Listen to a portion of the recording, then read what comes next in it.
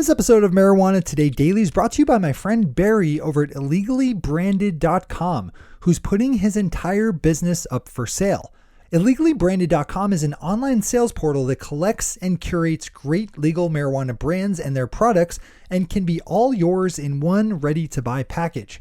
If you've ever wanted your own online legal cannabis business, then you should get in touch with Barry about buying his website, the relationships and contracts he's built with brands, and all of his existing inventory and physical assets. To learn more about this opportunity, email illegallybranded@gmail.com. That's illegallybranded@gmail.com. Good morning, Marijuana Nation. It's Monday, July 17th, 2017, and you're tuned in to episode 289 of Marijuana Today Daily. I'm your host, Shay Gunther, and I'll be walking you through today's marijuana news and headlines. As always, we have a full and busy day of cannabis news in our hands, so let's jump right into it. Our top story of the day starts us off way up north in Alaska, where on Friday, the state's Marijuana Control Board approved a plan to let businesses offer space to customers to consume marijuana in. The plan's specific details are being put out to the public for 60 days for comments before swinging back to the board for final approval, which will most likely happen at their November meeting. Alaska would join Maine in the list of states that allow for public social marijuana use by state law if they're able to pull this off, with Maine having passed a ballot measure in the fall legalizing adult use marijuana, as well as allowing for the opening of cannabis social clubs that function not unlike bars do with alcohol.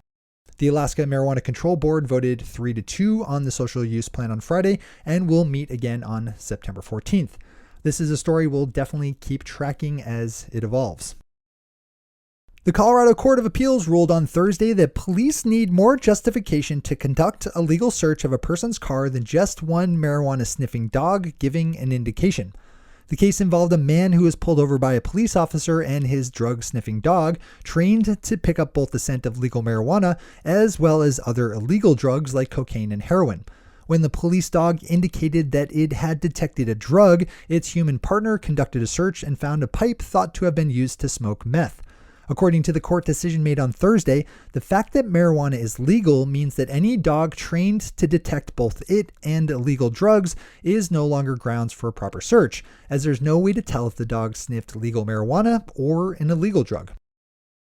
Our final top story of the day is a good piece in the New York Times that looks at the current political state of the legal marijuana industry, which has been winning battle after battle at the state level while continuing to face sharp resistance at the federal level, especially following the ascension of alleged Russian asset and Senator Jeff Sessions to the post of U.S. Attorney General. This is a good piece to click over for the full read. As always, we have all the news we cover linked to on our website at mjtodaydaily.com and on our Twitter account at mjtodaydaily. Those are our top stories for today. It's time for Marijuana Today Daily Headlines Blitz.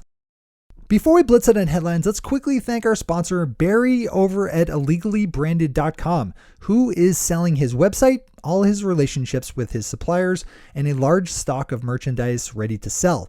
If you're looking for a small online turnkey business ready to buy, then you should email Barry over at illegally.branded@gmail.com to learn more. That's illegally.branded@gmail.com. Illegally.branded.com is a website that brings together cool legal cannabis brands and their best products in one place and is available for sale in one package deal.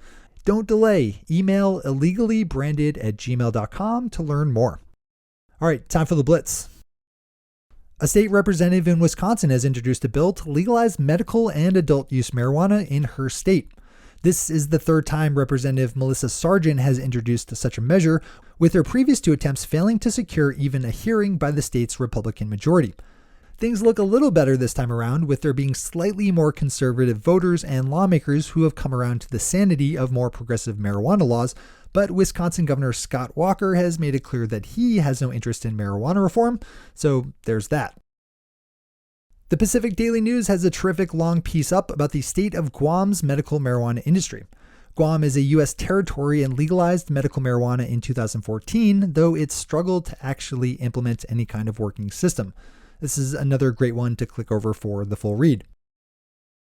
As Nevada's adult use marijuana industry continues to burn through inventory and enrich dispensary owners, prices for medical users have climbed as demand has surged across the board. The situation is driving some medical users back to the illicit market, as KTNV is reporting. One medical user told KTNV that prices at her local dispensary have almost doubled in recent weeks. This is a situation that will simmer down once sales reach some kind of equilibrium, but for now, it's an impact that's being felt on the ground by many medical users in Nevada. The state of Hawaii is struggling to get their medical marijuana industry off the ground, as numerous delays and hiccups have overlapped to push the planned opening of dispensaries back by more than a year. Regular listeners should remember that the latest holdup for Hawaiian dispensaries is in testing, with the state not having yet certified a testing lab to handle dispensary compliance. This is another good one to click over to dive into. Recently, I reported on the shuttering of the bank account of activist group the Marijuana Policy Project by PNC Bank, where they had been banking for more than 20 years. Well, it looks like MPP won't be the only cannabis account to fall, with recent news of PNC dropping the bank accounts of the Ohio chapters of the National Organization for the Reform of Marijuana Laws, or NORML as they're better known. Ricardo Baca has a good piece up on the Daily Beast about former NFL player Eugene Monroe, who has pivoted away from playing professional sports and into the world of cannabis entrepreneurialism and investing. This is another good piece to read, and not just because it mentions last week's sponsor, the Laurel Rosebud Golf Invitational.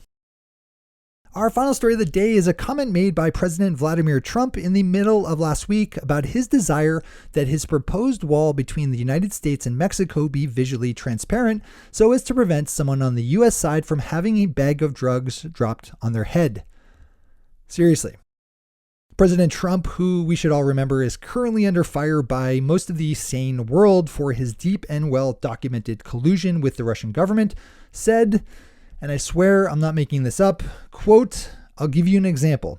When they throw the large sacks of drugs over, and if you have people on the other side of the wall, you don't see them.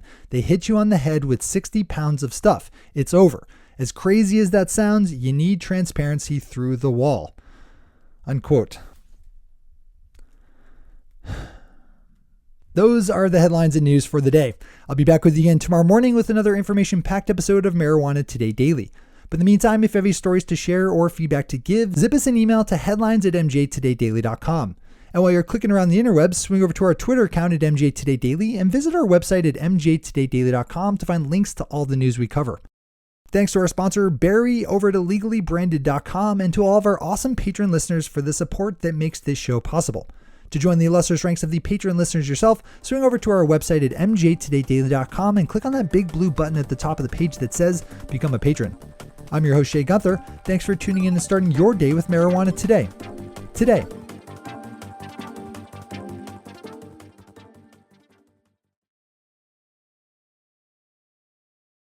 One take, Shay. One take.